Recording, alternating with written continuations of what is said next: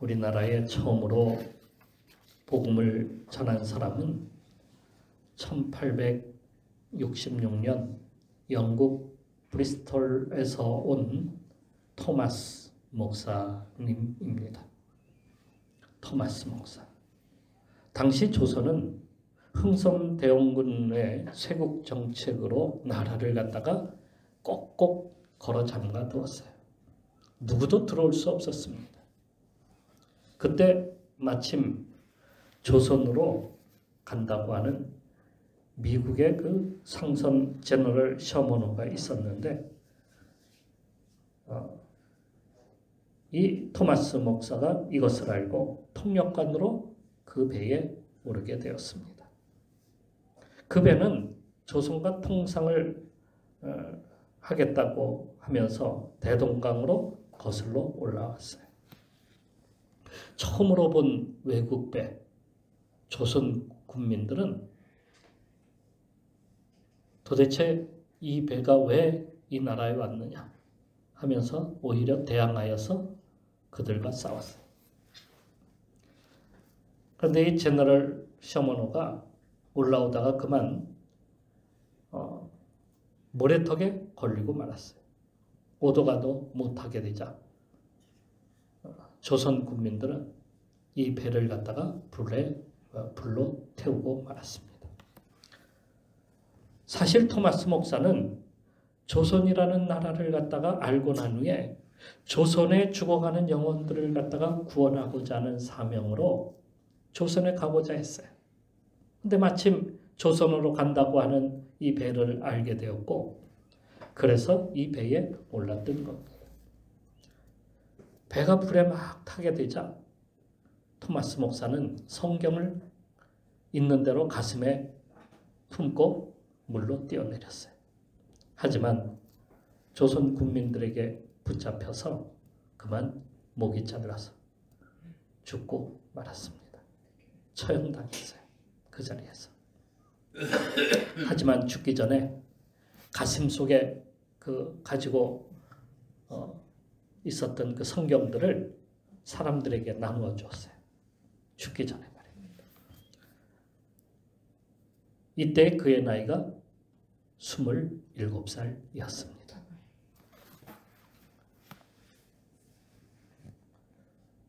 성경을 가져간 박영식이라는 포졸은 그것을 갖다가 집에 가지고 가서 그걸 뜯어가지고 벽지로 사용했어요. 벽에다 더덕더덕 붙였어요. 그리고 그는 후에 그곳을 갖다가 여관을 만들었어요. 그의 집을 여관으로 만들었어요. 근데 여관에 온 사람들이 그것을 보고 이렇게 좋은 말씀이 어디 있느냐. 그래서 예수 믿은 사람들이 많았다는 거예요. 이 박영식이라는 사람은 그 여관을 갖다가 나중에 어떻게 했냐면 교회로 만들었어요. 그 여관이 교회가 된 거예요. 이 교회가 평양 최초의 교회, 널다리 교회라고 하는 이름을 가졌어요. 널다리 교회. 후에 이 교회의 이름을 장대째 교회. 그리고 장대현 교회라고 이렇게 불렀어요. 장대현 교회라고 하는 것은 누가 있었냐면 주기철 목사님이 거기에서 심우했던 그러한 교회입니다. 후에 주기철 목사님은 순교하였죠. 성경을 받은 홍신길이라고 하는 포졸이 있었는데 그도 예수를 믿고 평양의 대동문 교회를 세웠어요. 그 교회를 세웠어요. 그의 동생도 장로가 되었어요. 황명대라는 사람은 토마스 목사가 죽으면서 지저스 지저스 하고 주님을 갖다가 막 외쳤어요. 주님이여 오 지저스 하면서 그렇게 막 했는데 그게 이제 조선 사람들에게는 어떻게 들렸냐면 야소 야소 이렇게 들린 거예요. 예? 그래서 저가 예수를 부른다. 뭐 그런 거예요. 예수님을 갖다가 그렇게 불렀어요. 죽기 전에 그렇게 막 외쳤다는 거예요. 그 소리를 갖다가 이 황명대라고 하는 사람은 이 소리를 듣고 너무 울림이 됐어요. 그래서 그도 예수 믿고 평양의 최초의 교인이 되었습니다. 토마스 목사를 처형했던 박충권이라고 하는 포졸이 있는데 이 사람도 성경을 받았어요. 근데 성경을 집에 가지고 와서 보자기에다 꼭꼭 싸두었어요. 그런데 그는 항상 마음에 내가 그 사람을 왜 죽였을까 하는 그러한 마음, 그러한 마음이 그 속에 있었어요. 그리고 후에 그는 선교사를 찾아갔어요. 내가 그 토마스라고 하는 사람을 죽인 사람입니다. 장벌입니다. 어떻게 하면 좋겠습니까?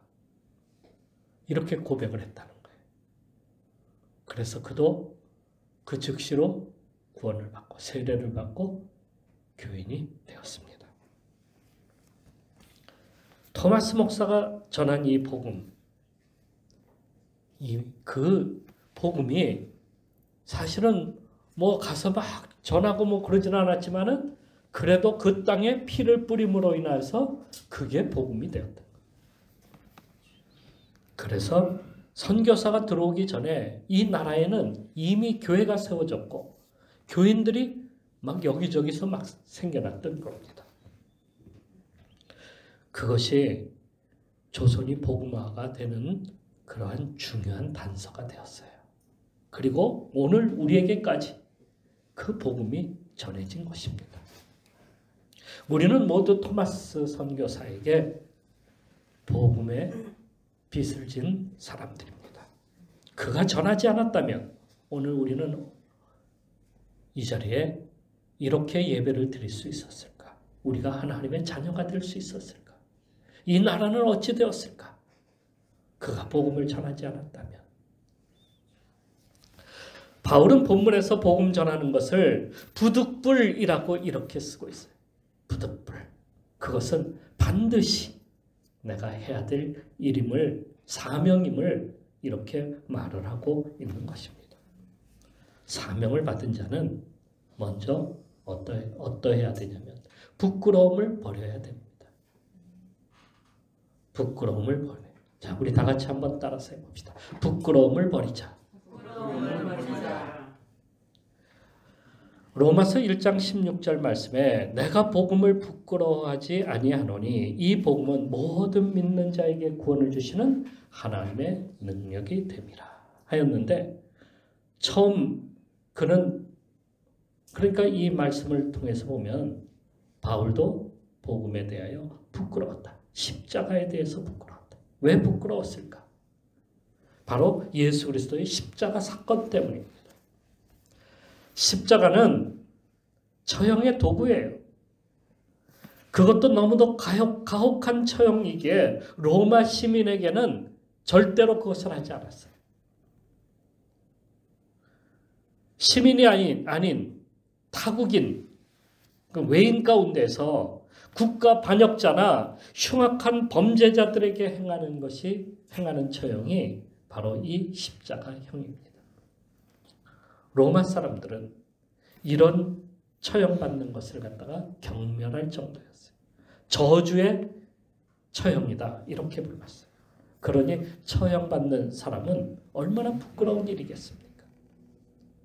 예수님은 이 처형 중에서도 이 가혹하고 정말 인간에게서 저주에 해당되는 이 처형을 갖다가 주님은 받은 겁니다. 그런데 예수님을 믿게 되면 예수님은 우리에게 뭐라고 하셨습니까? 나가서 복음을 전하라 하셨잖아요. 복음을 전하는데 무엇을 전하는 겁니까? 십자가에 달리셨던 예수 그리스도, 그걸 전하는 거예요. 그러니 얼마나 부끄러운 일이겠습니까? 로마 사람에게 십자가에 달린 예수를 전하면은 어떻게 되겠습니까? 로마 사람들은 경멸할 겁니다. 왜 우리가 그런 사람, 그러한 십자가에 달린 그런 사람을 왜 우리가 믿어야 되지? 할 겁니다. 사실 예수님이 그 저주의 십자가에 달리신 것은 우리의 죄 때문이 아닙니까? 우리의 죄는 용서받을 수 없는 그러한 죄를 지은 죄인입니다.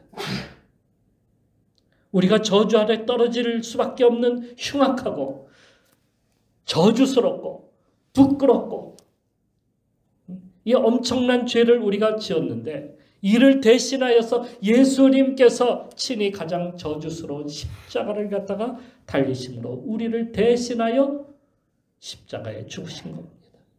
우리를 대신했어요. 우리 그 죄를 대신했어요. 예수님이 십자가에 달리지 않으셨다면 우리는 영원히 꺼지지 않는 지옥의 불에 떨어져서 고통받게 되고 신음하며 살 것인데 예수님께서 십자가에 달리심으로 인하여서 우리를 건져서 천국 가게 만들어 주신 겁니다. 그런데도 유대인들은 그것을 모르고 예수님을 십자가에 못 박으라고 소리치고 예수님 믿기를 거절하였습니다. 바울도 그 가운데 한 사람이었어요. 더군다나 그는 로마 시민이었습니다. 내가 왜 범죄자 중에 한 사람인 그를 믿어야 되지? 그 흉악범을? 하였지만은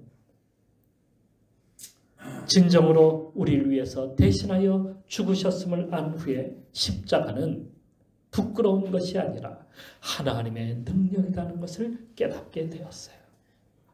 그 흉물스러운 십자가가 우리를 구원하는 도구임을 알게 되었다는 사실입니다. 구약의 이사야 선지자는 이렇게 예언했습니다. 그는 실로 우리의 질고를 질고 우리의 슬픔을 당하였거늘 우리는 생각하기를 그는 징벌을 받아 하나님께 맞으며 고난을 당한다 하였노라. 그가 찔림은 우리의 허물 때문이요 그가 상함은 우리의 죄악 때문이라. 그가 징계를 받음으로 우리는 평안을 누리고 그가 채찍에 맞음으로 우리는 나음을 받았도다. 우리는 다 양 같아서 그릇 행하여 각기 제 길로 갔거늘 여호와께서는 우리 모두의 죄악을 그에게 담당시키셨도다. 예수님이 오시기 전에 이미 메시아가 그런 일을 할 것이다. 그리스도가 오시면 그렇게 행할 것이다. 했던 그 예언이 바로 예수 그리스도를 가리키는 것입니다. 예수님은 바로 우리를 위해서 십자가에서 우리를 대신하여 달려 돌아가셨습니다. 우리 죄를 위해서 말입니다. 그러기에 우리도 복음을 부끄러워해서는 안 됩니다. 복음은 온 세상의 사람들을 구원하는 바로 기쁜 소식, 구원의 소식이라는 사실이기 때문입니다. 그런데도 우리는 사람들 앞에서 서면 왜 그렇게 위축되고 왜 그렇게 내 자신이 약하다고 그렇게 생각되는지 모릅니다. 그래서 예수 믿으라고 하는 말이 우리 입에서 떨어지지를 않아요. 왜 떨어지지를 않나요? 왜요? 세상 사람들이 나보다 더 잘 사는 것 같고 세상 사람들이 나보다 더 많이 가진 것 같고 세상 사람들이 나보다 더 잘난 것 같고 세상 사람들이 더 많이 배운 것 같은데 나는 거기에 비하면 너무 초라해. 그러니 입이 떨어지지를 않아. 나는 말주변도 없고 나는 아무것도 아니야. 현재 여러분 세상 사람들은요 좀비로 변해가고 있습니다. 세상을 사랑해야 될 존재로 여기지 아니하고 서로 먹히는 싸움터로 생각하고 있기 때문에 이런 세상에서 사람들은 홀로 살아갑니다. 어떤 사람은 참지 못하고 길로 나가서 사람들에게 무차별로 막 공격하는 그러한 일까지도 벌어집니다. 미국에서는 총으로 그냥 보이는 대로 나와서 그냥 막 쏴 죽이는 사람들이 있어요. 왜 그랬냐? 그냥 그래. 그냥 한다는 거예요. 그냥. 한 해에 거의 700건의 사건이 총기 사건이 700건에 이른대. 그런데 이런 현상이 매년 증가하고 있어요. 매년 늘어나고 있어요. 막 급속도로 늘어나요. 그 이유는 무엇 때문입니까? 아무 이유 없어요. 그냥 우리나라에도 그냥 막 그런 사람들이 막 늘어나. 그냥 나와서 그냥 칼로 찌르거나 가는 사람들에게 그냥 막 손발로 막 주먹질을 하거나 차로다가 그냥 막 밀어붙이거나.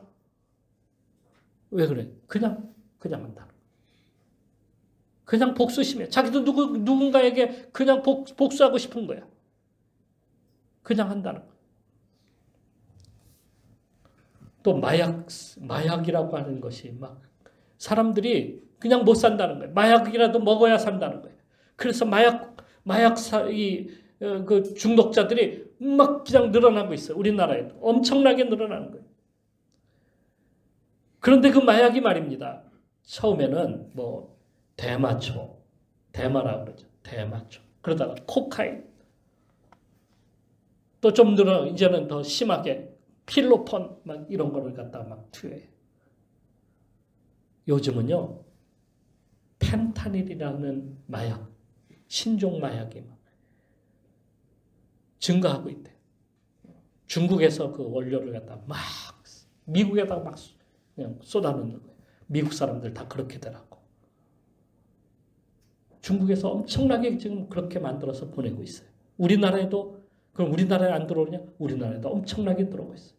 그런데 이 펜타닐을 갖다가 펜타닐에 중독이 되면 사람이 어떻게 되냐면 좀비처럼 그렇게 변하는 거예요. 좀비처럼 변한대. 이게 급속도로 변하고 있어요. 미국 전역에 지금 강탈을 하고 있어요. 엄청나게. 우리나라에도요.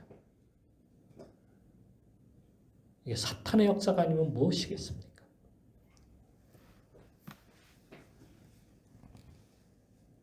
그러니까 육체만을 위해서 사는 사람들의 모습이 이러한 거는 이렇게 변하고 있다는 거예요.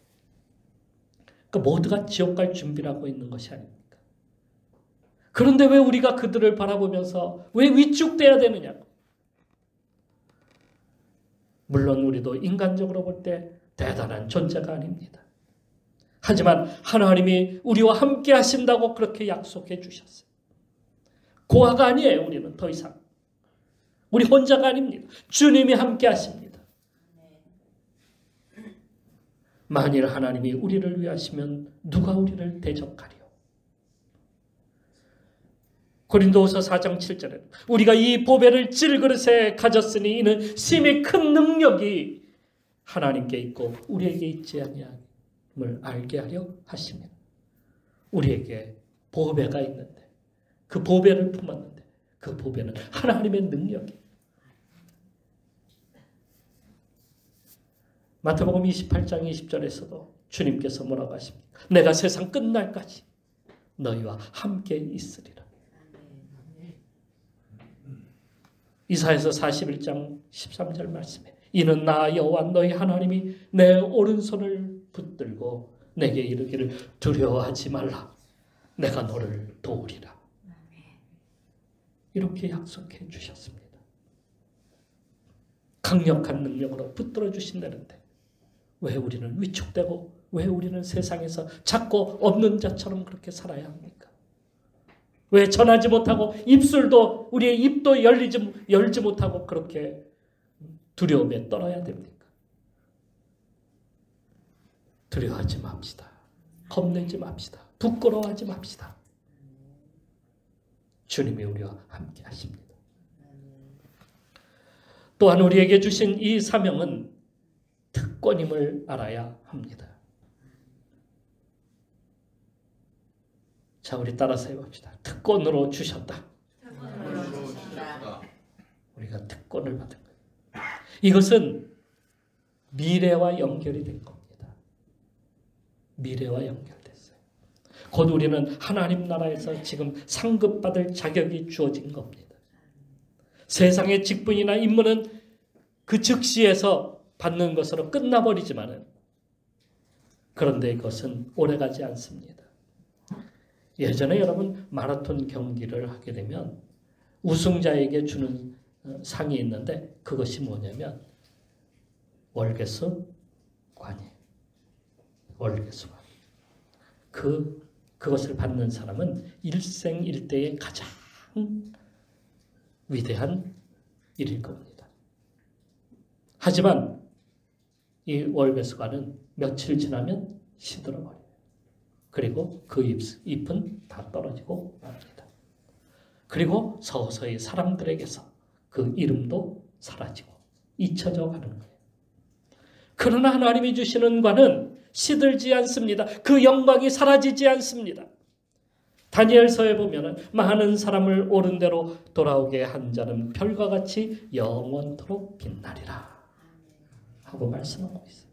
썩지 않은 멸류관을 우리에게 주십니다. 이제후로는 나를 위하여 의의 멸류관이 예비되었으므로 주 곧 의로우신 재판장이 그날에 내게 주실 것이며 내게만 아니라 주의 나타나심을 사모하는 모든 자에게니라. 이렇게 말씀하시면서 우리에게 썩지 아니할 영원한 멸류관을 예비해 두셨다. 그 멸류관은 영원히 빛납니다. 얼마나 놀라운 축복입니까? 영원히 사라지지 않는 그 하나님 나라에서 받을 이 엄청난 우리의 복을, 이것을 우리에게 주시겠다. 이게 우리의 특권 아닙니까? 이 엄청난 특권을 우리가 받아서 누리는 겁니다. 왜 우리가 이것을 마다하겠습니까? 하나님께서 여러분들에게 주실 상이 엄청나다는 사실을 여러분 믿고 가시기를 바랍니다. 그리고 이 사명을 전하지 아니하면 화가 임하게 됩니다. 어떻게 해요? 자, 따라서 해보세요. 화가 임하게 됩니다. 이 말은 하나님의 저주가 임한다는 얘기가 아니에요. 이게 잘못 해석하면 큰일 나요. 하나님께서 벌을 내리시겠다, 이거 말씀하시는 것이 아니에요. 하나님이 뭐 매를 들으셔서 때리신다, 일을 갖다가 뭐 망하게 하신다, 그런 하나님이 아니에요. 하나님은 그런 하나님이 아니에요. 또 하나님은 우리를 갖다가 하나님은 우리를 세우시는 하나님이시지 우리를 넘어지게 하시는 하나님은 아니시다는 사실을 우리는 알아야 됩니다. 앞에서 말씀드린 대로 우린 복음의 빚을 진 사람들입니다. 빚을 졌는데 그것을 갖다가 갚지 않으면 어떤 마음일까요? 한없이 죄송스럽고 어느 때는 잠도 오지 않습니다. 빚진 것 때문에. 그것을 갚지 않으면 내 명예의 수치가 될 수도 있습니다. 슬픔일 수도 있습니다. 스스로 참기 어려운 일이 된다는 말입니다. 그래서 사는 동안 기쁨도 없고 보람도 없고 짐처럼 느껴지며 살 것입니다. 그것을 여기서 말하고 있는 겁니다. 북이스라엘 엘리사 선지자 때에 일어난 일이 있습니다. 사마리아 성에 아람 군대가 쳐들어와서 그 성을 갖다가 포위하고 항복을 갖다가 요구합니다. 그런데 누가 그냥 항복하겠다고 그렇게 나서겠습니까? 그래서 성을 에워싼 채로 수일이 지납니다. 먹을 것이 떨어졌어요. 기근이 막 생기기 시작합니다. 너무너무 먹을 것이 없다 보니까 말씀해 보니까 어떤 어머니가 아기를 삶아서 먹는 비정한 모습까지도 그리고 있습니다. 하도 먹을 것이 없어서 비둘기 똥도 팔았습니다. 그때에 사마리아 성 밖에 나병 환자 4명이 앉아서 인생을 한탄하면서 아이고 이제 우리는 다 죽었다.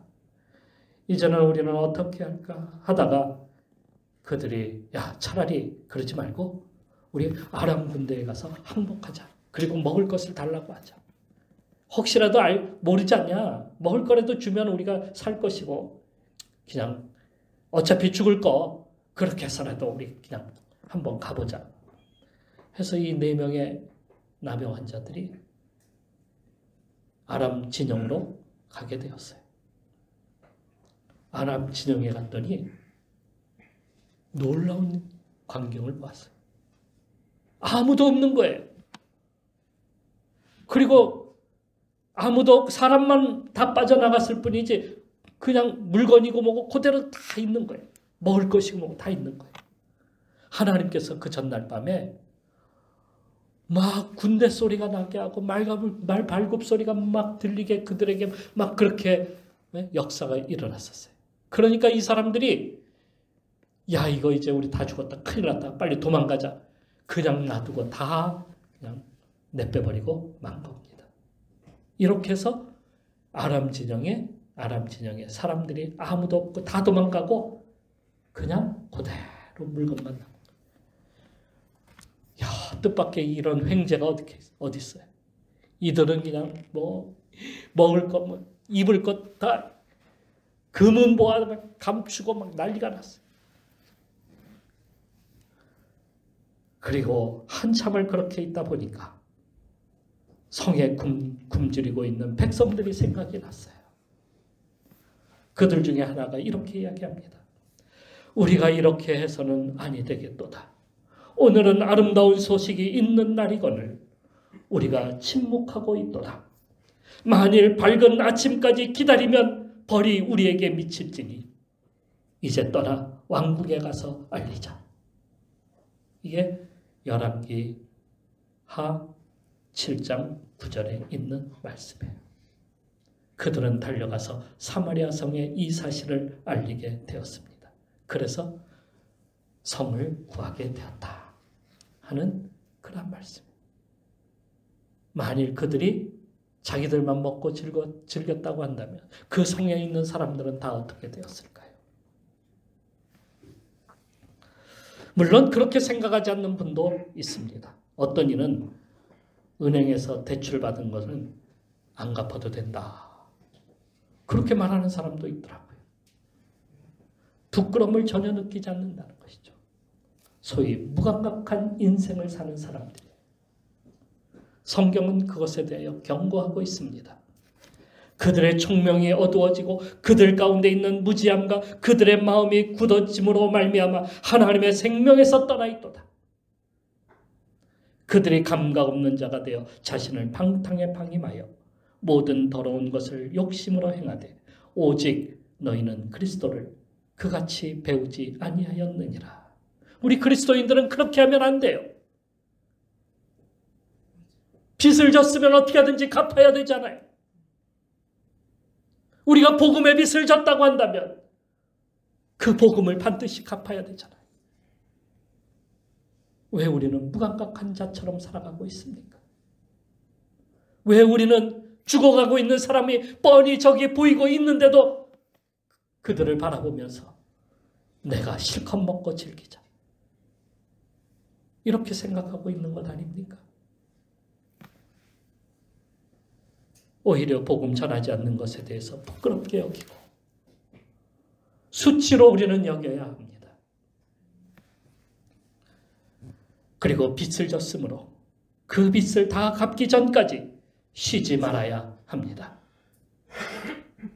그래서 바울은 이 복음을 전하는 사명에 대하여 부득불이라는 말을 갖다가 굳이 써가면서 내가 해야 될 일이 바로 이 일이다 하는 겁니다. 부득불, 반드시. 이제 우리는 이 사명을 감당하기 위해서 복음을 들고 세상을 향해서 나가야 합니다. 먼저는 내 가족에게, 그리고 이웃에게, 내 친척과 그리고 우리 민족에게 복음을 전하여서 모두가 구원받아야 되잖아요. 모두가 살아야 되잖아요. 모두가 하나님 백성 되어야 되잖아요. 모두가 지옥불에 떨어지지 말아야 되잖아요. 그때의 하나님 나라가 확장되고 교회가 부흥이 되는 겁니다. 온 세상의 복음으로 가득 차게 되는 거예요. 다 구원받는 거예요. 이런 역사를 우리 모두가 행하여 나가기를 주님의 이름으로 축원합니다. 기도하겠습니다. 전에 목회하던 교회에 중풍에 걸려 잘 걷지 못하는 부인이 전도를 받고 교회 나온 지 한 1년쯤 되었는데요. 그녀의 남편이 전화를 해왔습니다. 그래서 만났는데요. 자기 아내가 중풍에 걸려 심한 우울증에 빠져 있었는데 교회에 나간 다음부터 얼굴에 웃음이 다시 돌아왔고 불편한 몸으로 자기에게 모든 희생을 다 한다는 것이었어요. 그래서 아내 생일에 소원이 뭐냐라고 이렇게 말을 해보라 했더니 예수 믿고 함께 교회 나가는 것이 간절한 소망이라 그렇게 말을 하더래요. 그러면서 기왕 저도 이렇게 나온 김에 예수 믿고 싶습니다. 그래서 즉시 등록하고 교회에 나오게 되었어요. 주일이 지난 그 다음 날 그는 죽고 말았습니다. 회사에서 당직 서다가 과로로 쓰러졌어요. 정말 하나님이 그를 구원하시기 위해서 아내로 하여금 간절하게 애원하게 했던 겁니다. 하나님이 요나에게 니느웨의 앞을 구별하지 못하는 사람 10만이 된다고 하셨는데 지금 이 땅에만 해도 얼마나 될까요? 우리 가족과 우리 이웃과 또 이 나라에 사는 우리 공동체 모든 사람들이 지금 이 복음을 기다리고 있습니다. 간절히 애원하여서 그들이 지옥 가기 전에 하나님 앞에 나와야 되지 않겠습니까? 주여, 나도 이 사명 감당하게 하여 주옵소서. 우리 이 시간 잠깐 기도하며 나가도록 합시다. 기도하겠습니다.